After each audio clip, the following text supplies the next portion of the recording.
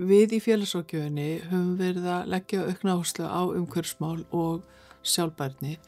og þetta eru svona ólíkar kannski áherslur samt sameiginlegar. Græn félagsráðgjöf það kallað þegar við erum að leggja mikla áherslu á mannréttindi og málsvarahlutverk félagsráðgjafa því það er nú einu sinni þannig að umhverfisáhrifin hafa mest áhrif á þau sem að í viðkvæmustri stöðu og hafa minnst og það er auðvitað hlutverk félagsráðgjafa að vinna með þeim hópum.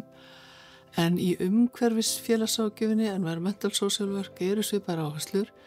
en hún tala meir inn í daglegt starf félagsráðgjafa þar sem er þá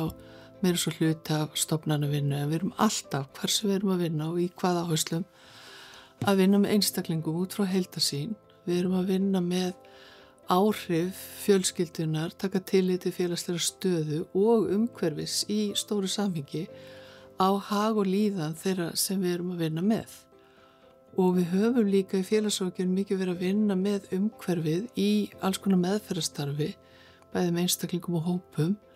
til dæmis það sem útivera og útivist notuð beinlínis sem tæki í meðferðarvinnu. Og við sjáum í greinin að það er vaxandi áhersla alþjóðasamtaka bæði félagsráðgjafa og félagsráðgjafa skóla á að við séum að ávarpa sjálfbærni markmiðin, sjálfbærni, umhverfismál og stöðu ólíkra hópa í þessu samhengi.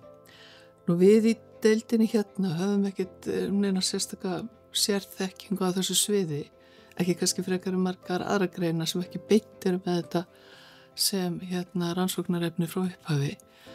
En fyrir cirka 10 árum þá fórum við á ráðstefnu þar sem mikið var verið að ræða þetta og vorum alveg fullvissum það þegar við komum heima.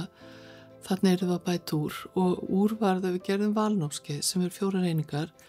sem heitir sjálfbærni, umhverfisvernd og félagsráðgjöf og þetta valnámskeið sem ætlað nemendum sérstaklega á síðari stigum B-náms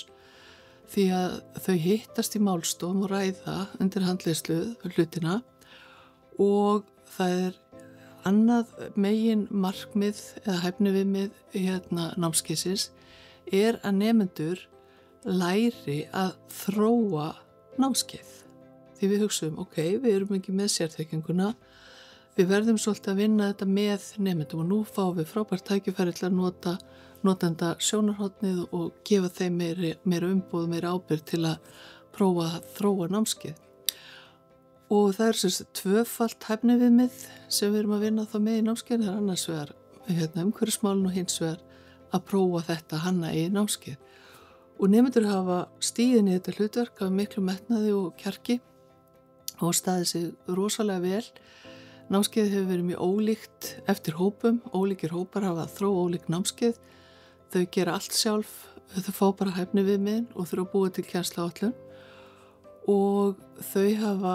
vandað sér mjög og þetta hefur verið ótrúlega skemmtilegt að vinna með þeim að þessu eða horfa á þau vinna öllu heldur og styðja við þau og þetta hefur alltaf verið svona mjög kröftugt lærdómsferli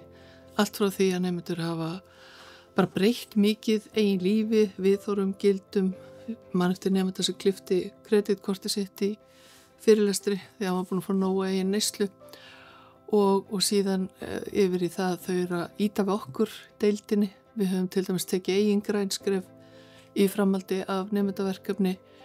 og gaman að segja frá því að eitt af því sem við gerðum þar var að deildinni þjappaði töflunni saman þannig að nú eru nemendur 2 eða 3 daga í töflu. Það er ekki verið að dreifa námskeiðunum alla vikuna eins og var og þetta auðvitað sker niður kolvetnissporið gífurlega fyrir okkar deild og vonandi taka fleiri sér þetta til sem fyrirmynd. En nemendur hafa verið bara yfir höfuð mjög ánægðir með þetta námskeið og hafa tjáð sérstaka ánægju með þetta að fá að prófa hanna námskeiðin sjálf því að